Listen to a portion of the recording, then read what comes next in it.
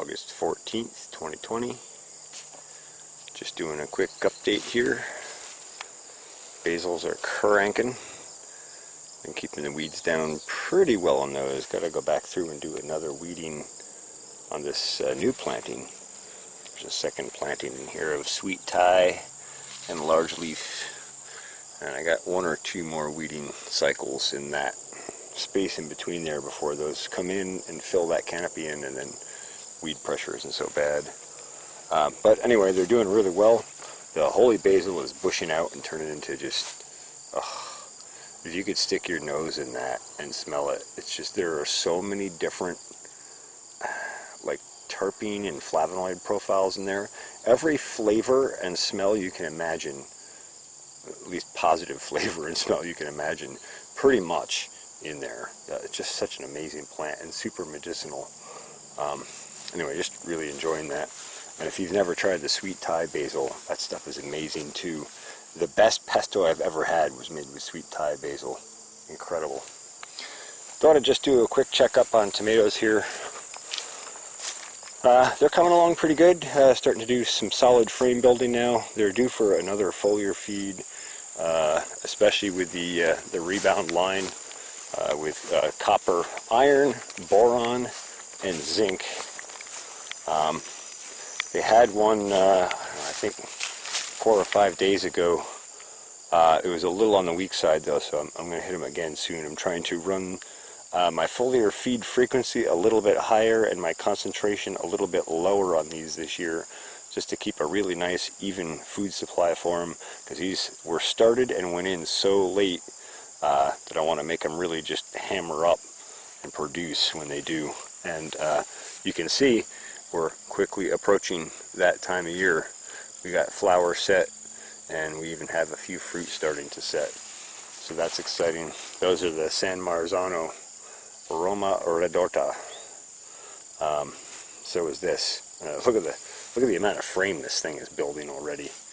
It's amazing when they hit a certain point and things really get rolling. They just explode.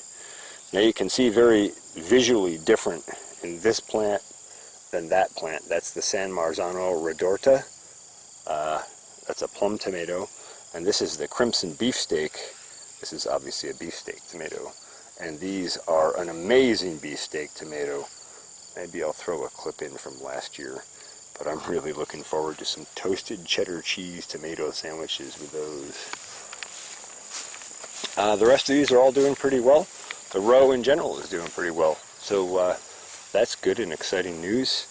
Not quite there on germination yet on the buckwheat, but I'm sure we will be fairly soon. And then the other block of buckwheat over there is doing really well.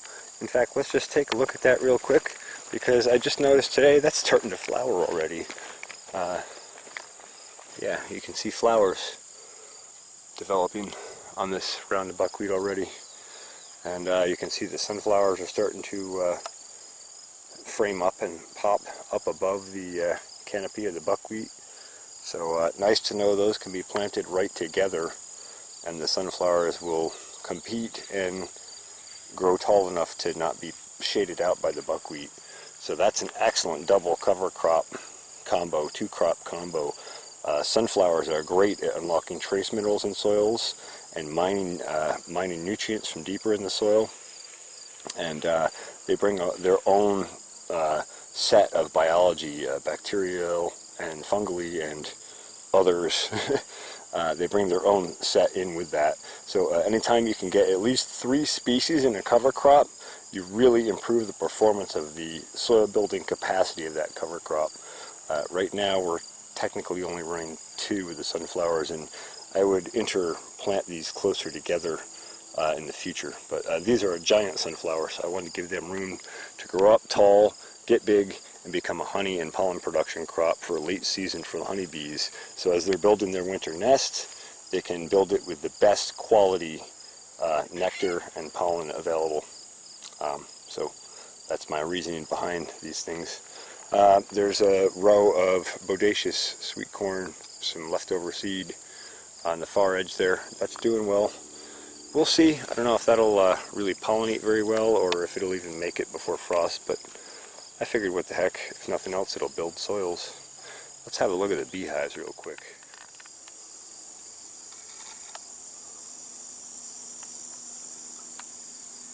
I don't know if you can see him cruising around. I keep missing him.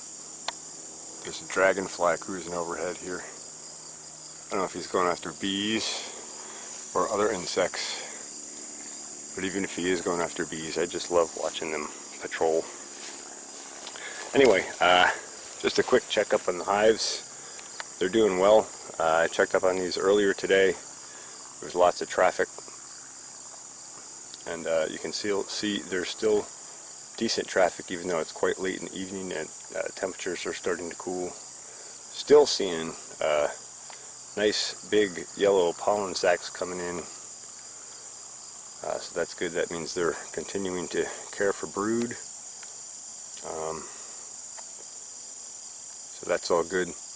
We'll just have a quick look at the top bar hive. As you can see, goldenrod is just starting to open. This is all goldenrod in here, and that last rain put on a massive vegetative spurt of growth.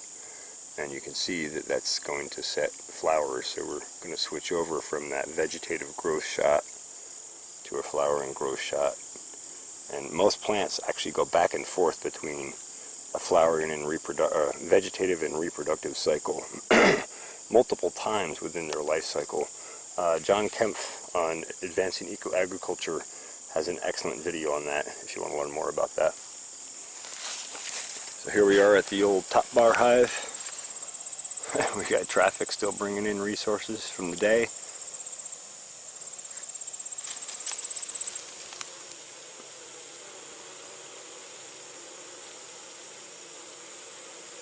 We have a nice, healthy, happy hum. There goes some corn pollen right there. It's all corn pollen going in. Haha! Well, look what they selected for, huh? The wild bees selected for my sweet corn pollen. I like it. Anyway, bees are doing well. Let's go take a look at the other crops quick before we lose the light. So here we are down by the chicken tractor. Let's see, we're starting to move along again, putting down some new nutrient. Chickens are doing well. They're much happier to be on some new greens much more frequently. They're doing good. Over here we got the sweet corn blocks. Blocks 1, 2, 3, 4, and 5. And they're all doing well. And this buckwheat is now about 3 foot tall. This was seeded July 14th, this buckwheat. And I believe the corn was seeded July 9th. I went back and seeded the buckwheat pretty much right the day of or the day after the corn germinated. And it's opening flower. I haven't seen any bees in it yet, but what I found last year was even when it starts to open like this, it's not quite nectar productive yet. But in a few more days, these flowers will open all the way, and all of a sudden you'll see the honeybees in here full score, at least mornings and evenings. But I find typically on most of my flowering crops, because they're hybrix crops, I find the honeybees tend to be in these all day long, rather than just that early morning sugar rush and that late afternoon sugar rush. So if you don't know that about plants, they tend to have a sugar rush in the morning, around between like 8 and 10 a.m. roughly, depending on your climate and sunlight and all. And again around 4 to 6 p.m. in the afternoon. That's when they start transporting sugars more so. So that's when you'll tend to see honeybees and other pollinators looking for nectar visiting those plant species.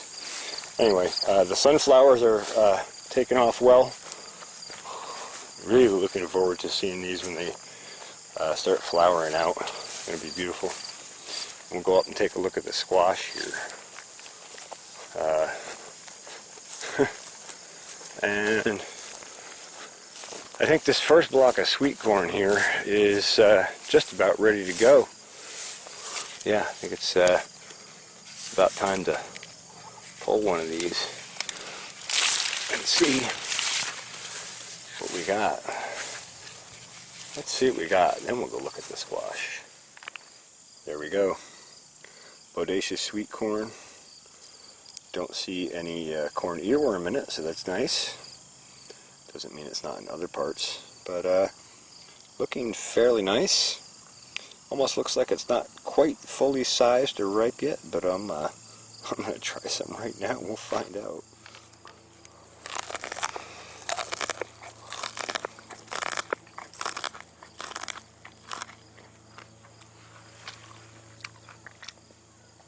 Ripeness wise, I would say pretty close. Fullness wise, a few more days.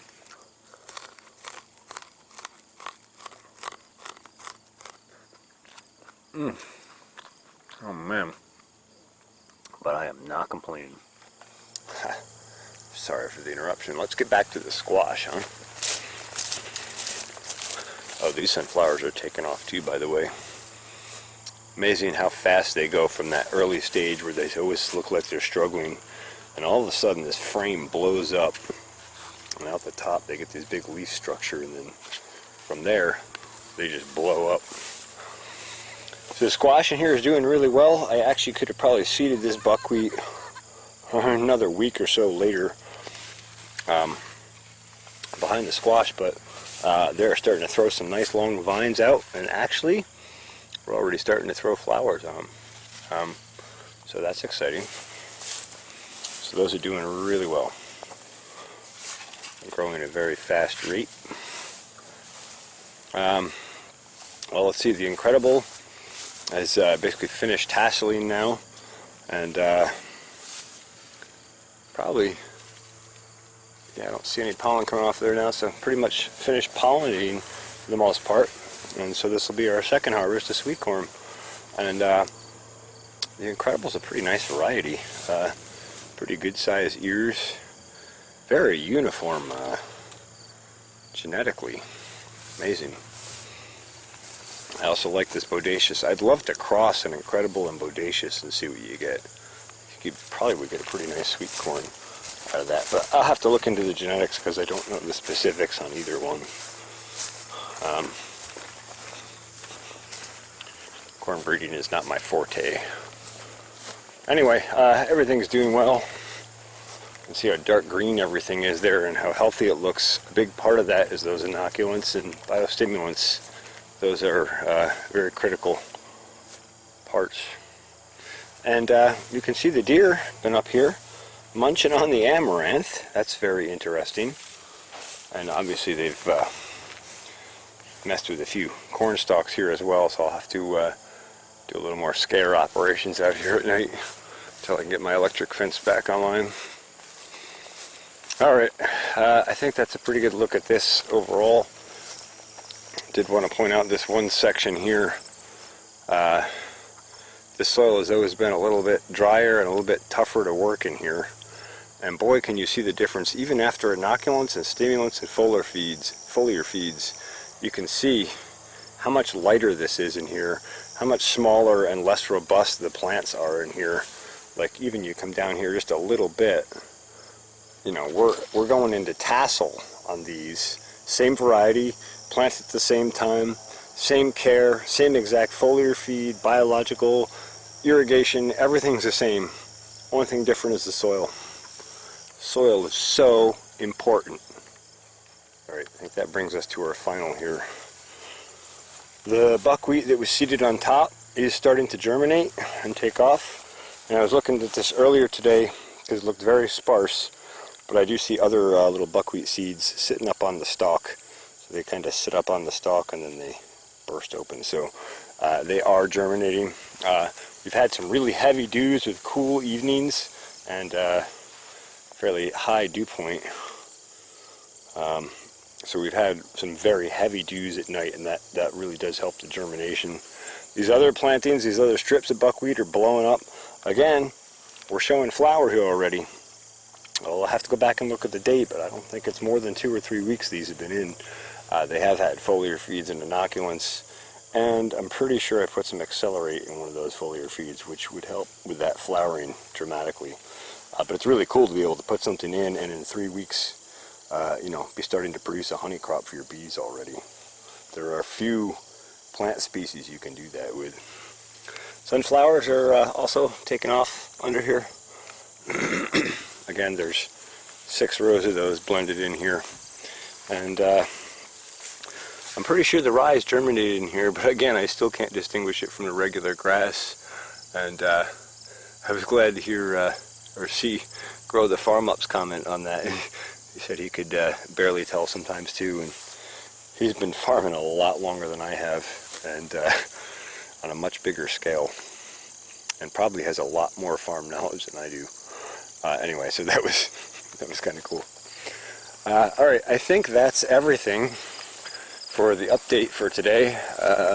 I'm sorry if this video was a little long. It's just hard to pack all that information into a short video. But things are coming along well. I'm excited. And what else? Oh yeah. And let's see, starting this Tuesday at 9 p.m. Pacific time, or Wednesday 12 a.m. Eastern time, I'm going to have a new show on TFR Live. That's the Truth Frequency Radio, tfrlive.com. And so that'll be exciting. And I'm going to have some excellent guests on there as time goes on. I don't know how my first show is going to go. I don't know what's going to be on for that yet. But that'll also be streamed here on YouTube as well. And I hope you'll come join us for that, because boy, I think we're going to have some excellent discussions and conversations regarding regenerative agriculture, plant health, human health, food labeling, and so much more. And we're not going to just do that, we're also going to get into radio stuff as well. So we're going to do lots of fun stuff. So I hope you'll join us there as well. All right, that's it for the update. Thanks for watching the Pharmacy Seeds Network.